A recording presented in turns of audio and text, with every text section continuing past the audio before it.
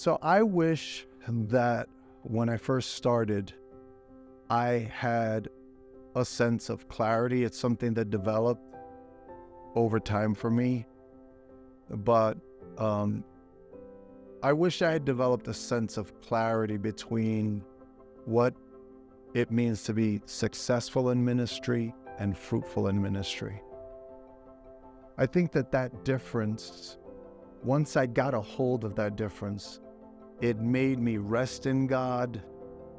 It made me settled in God. Because if you think about success, it's very numerical, and it's very opinionated. And if everybody thinks, you're worried about what people think, you're worried about the numbers. And in a sense, it's so easy to compromise into giving the people what they want versus what they need.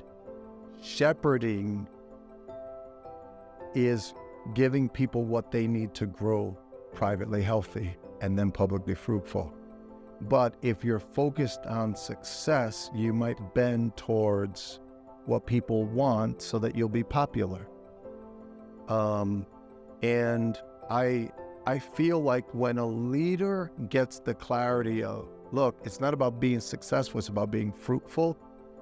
Fruitful is the long game. Fruitful is the life of a farmer, that you sow seeds in people and those seeds grow.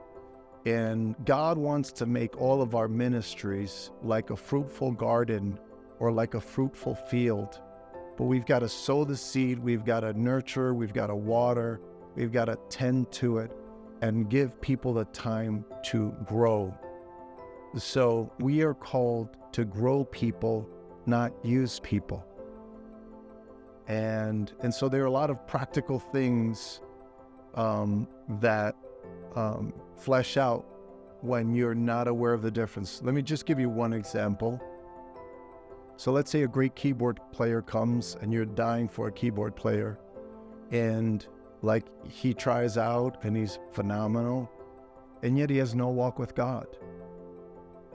You see, when you're success oriented, you will say, we're going to put this guy up quickly because he's going to make our ministry successful. And that's true. Okay. But if you've got the eye on fruit, if you got your eyes on him becoming fruitful, you say, I'm so happy that you're here, and here's what I want to do. I want to help you settle your walk with God first before you start to serve the people of God. I want you to grow first because you're more important to me than what you can do for the church. This way, his life won't be shipwrecked, because if you put him up, the devil's going to make him a target. And then the devil, how many people have been shipwrecked because we put them up too soon because we're more focused on success than fruit? Look, when I started Chicago Tabernacle, I come from Brooklyn Tabernacle. There's a gazillion people there. And you're like, what in the world am I going to do? But the Lord said, don't compare yourself. Just tend to your field. That's all you can do. Tend to your field and tend to the sheep and help them to grow. And that's what we've done, and the Lord has grown the church, And so that difference, I think, is so helpful to especially young leaders. If you grow people, you can put your head on the pillow knowing that you're going to please God.